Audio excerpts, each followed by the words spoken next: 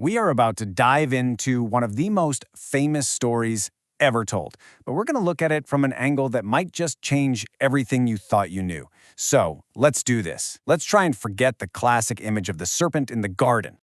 You know this scene, right? I can picture it, you can picture it. Adam, Eve, this perfect garden, and of course, that sneaky, talking snake wrapped around the forbidden tree.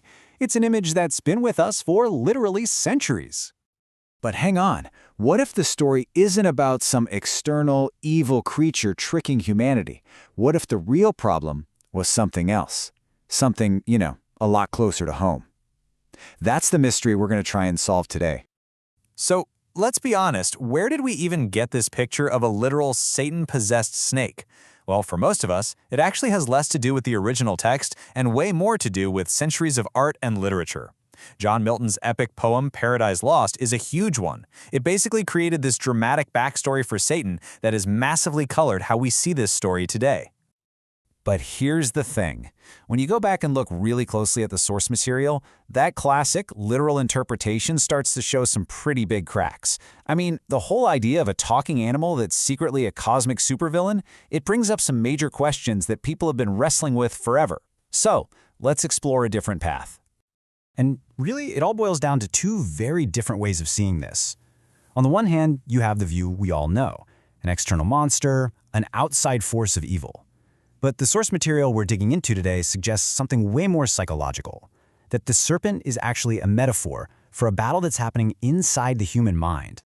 And this quote just nails why we so often get it wrong. It's a fantastic analogy. Reading ancient texts without their cultural context is like trying to read a foreign newspaper that has no photos. What does your brain do? It automatically fills in the gaps with images it already knows. And for us, that's a talking snake from a movie, not an ancient symbol that meant something completely different. Okay, so if it's not a literal snake, what are we talking about here? This is where we get to the core argument, and where the story gets this really fascinating psychological twist. The key that unlocks this whole thing is a Hebrew concept called the Yetzer Hara. Now, this isn't some external demon. It's the evil inclination that's inside every single one of us, that potential to do the wrong thing. And the argument here is that the serpent is just a symbol, a literary stand-in for this part of our own nature. And here's the part that'll blow your mind. This capacity for evil, it's not seen as some mistake or a flaw in the system. The source points out that after God created humanity with this very potential, he looked at everything and called it very good. Think about that for a second. The implication is huge. Without the real, genuine ability to choose wrong, there's no meaningful way to choose right. It's the absolute foundation of free will, and it was woven into us on purpose. So if we put on these new glasses, how does that temptation scene change? Well, it's no longer a chat with an animal. It becomes this incredibly relatable internal dialogue. That battle of rationalization that happens inside our own heads. It always starts small, doesn't it? Just that little seed of doubt, a quiet question that starts to pick away at the rule. Did he really say that? It's the first step we all take when we're trying to talk ourselves into something we know we shouldn't do.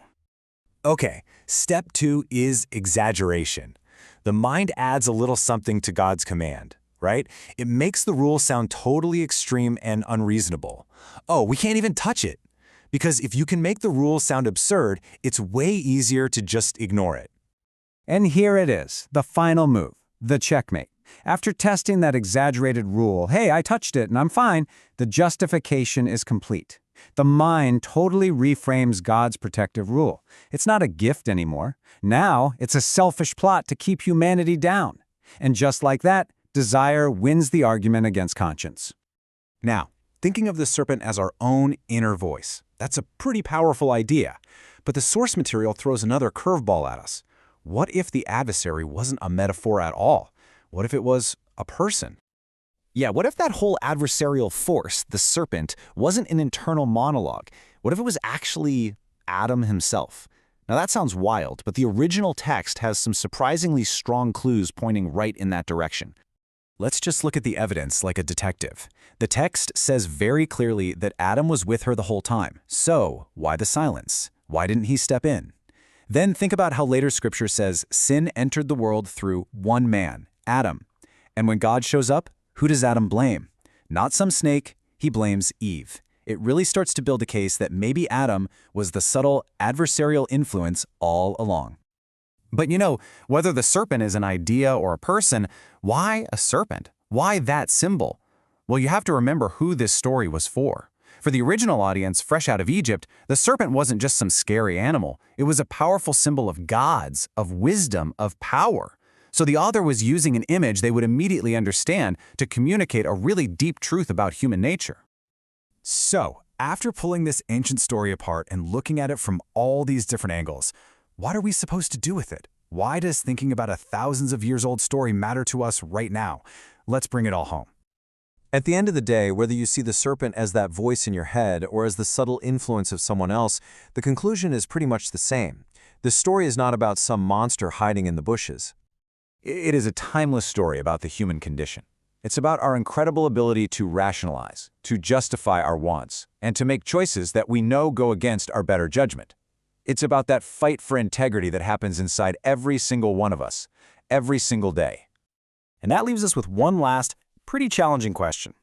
If there's no external monster to point the finger at, if the serpent is really just our own potential to choose right or wrong, then who is really responsible for our choices?